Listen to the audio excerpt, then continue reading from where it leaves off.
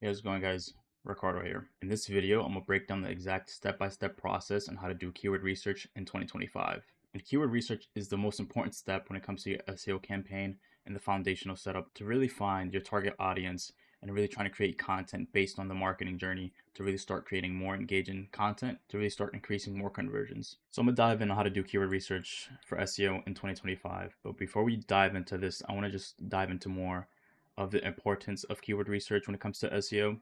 And if you look at this graph here, about 90% of pages get no organic search traffic from Google, meaning 80 million pages get 1 to 100, 10 million from anywhere ranging from 100 to 1,000, and then 2 million pages get 1,000 plus.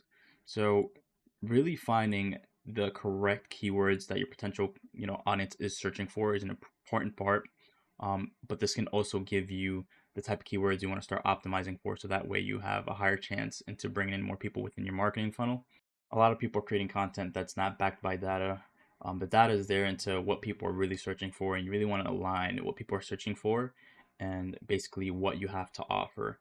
And then also just organizing and structuring it, whether if it's top of the funnel, middle of the funnel, bottom of the funnel, and the overall purpose this piece of content serves. So what you want to do is you want to understand and target the correct user intent based on the type of keywords you're trying to basically create and optimize for. And there's basically 4 different types of keywords. You have commercial, transactional, navigational, and transactional. And I have this graph here to give you a better understanding about each of these and pretty much how does the distribution looks when it comes to Google, when we're ranking in Google. Basically, navigational is more of a branded type search. So you can see here highlighted in blue, you can see TikTok and the amount of unique searches they get within January to September.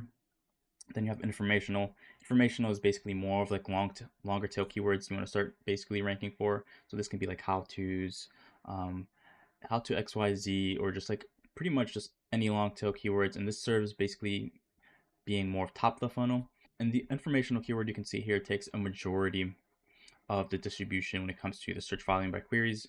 And not only this, LLM models such as ChatGPT, aka SearchGPT, Perplexity, Claude, all these LLMs that create generative results have a lot of queries that are informational and being pulled from. So top of the funnel long tail keywords are a good strategy if you want to start ranking for a lot of LLM queries and start getting more visibility through that. And it's much more easier compared to if you're doing more of like more of like a buyer ready type intent keyword such as commercial or transactional, right?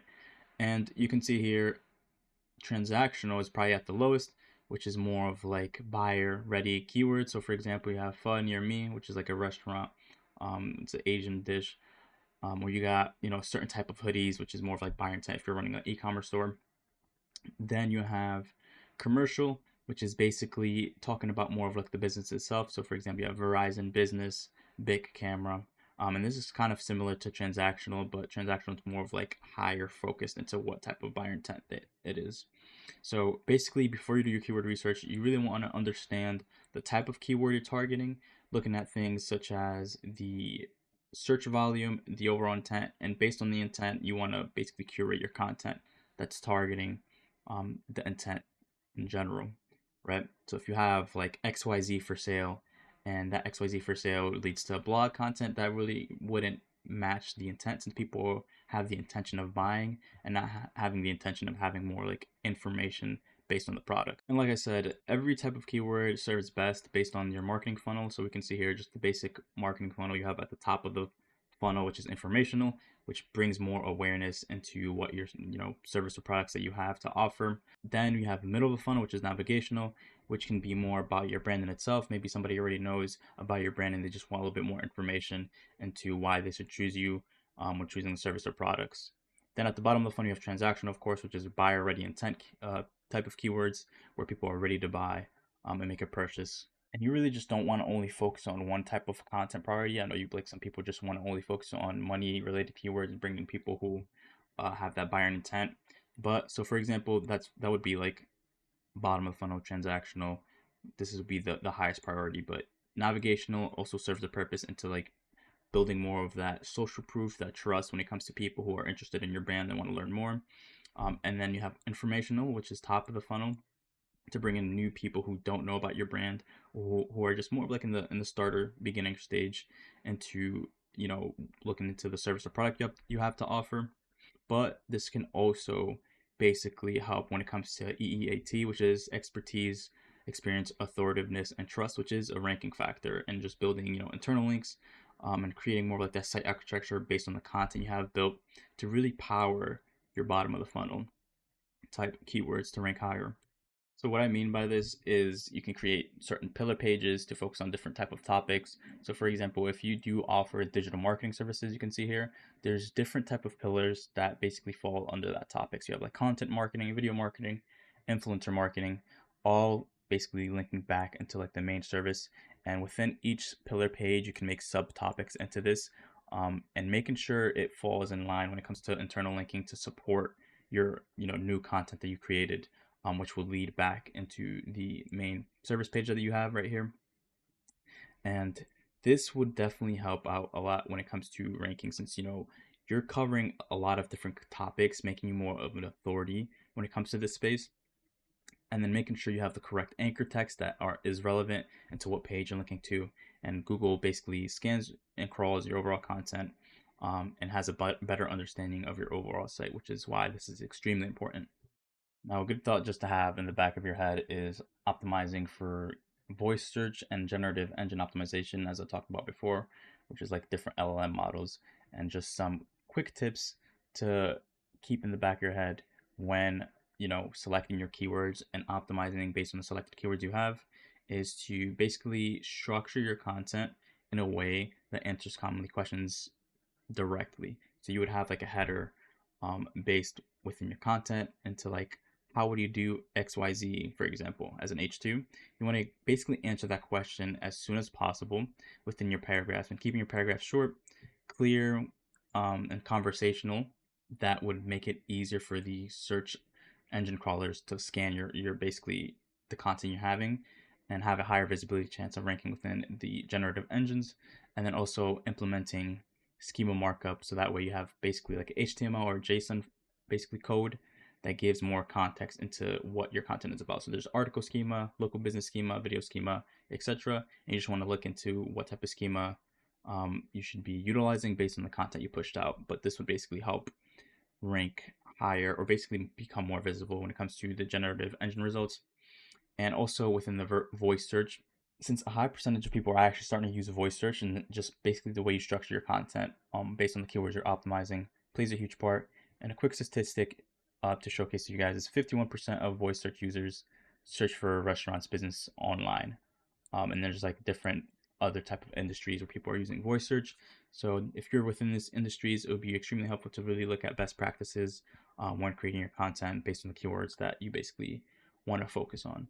So I'm gonna dive into different strategies you can utilize to basically find these type of keywords that would be high within intent, and really focus on bringing in more conversions based on the marketing stage, type of content you're creating. So you can use a tool like SEMrush to really look at the type of keywords, positions, and the overall volume and the competition. So for example, I'm looking at submagic.co. Submagic.co is basically, you create viral shorts with AI, and you can use SEMrush to really look at the type of keywords they're ranking for. So let's go back to domain overview. And basically you can just look at, you know, the organic traffic, the authority score, meaning how many backlinks they're getting that are high in quality, the overall traffic share, and just look at different type of competition. Even though I think within SEMrush it really isn't that accurate, so you shouldn't really, really rely on that. And then you have paid search traffic for the running for paid, but mainly we're going to be focusing on organic search. So you can really see more of like the timeline that they're getting traffic. They had this huge spike, within October, probably definitely saw an algorithm update, which then after that they started seeing a decrease. But you can really look and highlight into what type of keywords you're ranking um, for your specific website, or even competitors. And this is a good way to really uncover keywords. That would be a good opportunity to start basically creating content for. So if we uncover what they're ranking for, we can see the different type of positions. So you have the position, the volume, meaning how much searches a month they have, and then you have the keyword difficulty, meaning, how difficult it will be to rank for a specific keyword, and this is ranged from 0 to 100. So basically what you can do, you can use SEMrush to really look at your competitors, seeing what they're ranking for, and really just try to create more of like maybe a spreadsheet to have on what type of keywords you want to start ranking for. Or you can even just look at the search tool, but I just want to focus on first the keyword strategy I want to go over, which is basically focusing on low-hanging fruit. And this is only for basically people who already have a website that's already ranking and they already have keywords that are ranking. A good strategy is to basically filter your positions from, let's do top 10 to top 20. And when you just use this filter, this basically gives you all the keywords you're ranking within position 10 to 20. And reason this is good is basically you can look at this data and optimize for the keyword that's already ranking high within position 10 and 20. So if you do a content refresh and like optimize your content, have a little bit more keyword density, or even just looking at the competitors, how they're writing up their content, you would have such a quicker jump within ranking, and it's just such a quick and easy win. So you can just look at every single type of keyword, the URL it's ranking for, and really try to optimize based on this keyword for really quick wins. So basically, you can look in SEMrush as well, and you can search for something like AI clipping. And based on the type of keyword you want to rank for, this can pull a lot of data from the volume, like I explained before, the keyword difficulty, and different keyword variations. So you can basically just go through these different type of keyword variations and really find a specific keyword you want to start optimizing for. And you can also look at questions. So this can fall under more of like long tail keywords, which would be pretty perfect for informational type blogs or like blog content. Um, so like covering topics like how to clip kick stream with AI, 40 search volume, 22 keyword difficulty, meaning it's pretty easy to rank for. And then this would be like a perfect blog that if they're not already ranking for, they can use within their blog here. And another keyword research tool you can use is Ahrefs. So Ahrefs is a little bit more expensive, but that's also basically good keyword research or just SEO software in general to really look at and uncover different type of keyword variations, the overall volume, and keyword difficulty. But the reason I like SEMrush is you can also utilize the keyword gap tool, meaning you can compare yourself to the competitors, which analyzes overall gaps for keywords that you're not ranking for. So in this case, we're looking at submagic.co, and then a good competitor for this would be opus.pro, which is pretty similar software features. So we could just dive into the overall keywords that are being shared. So for example, you can see here where Opus Pro is ranking in, and then you can see where Submagic is ranking in, and see like the overall underlying gap. And you can basically just look at how they're structuring their content versus how you're structuring your content, and really trying to analyze the gap when it comes to how SEO optimized they are based on that certain type of keyword. So this is a good way to really look at that and just look at the overall gap.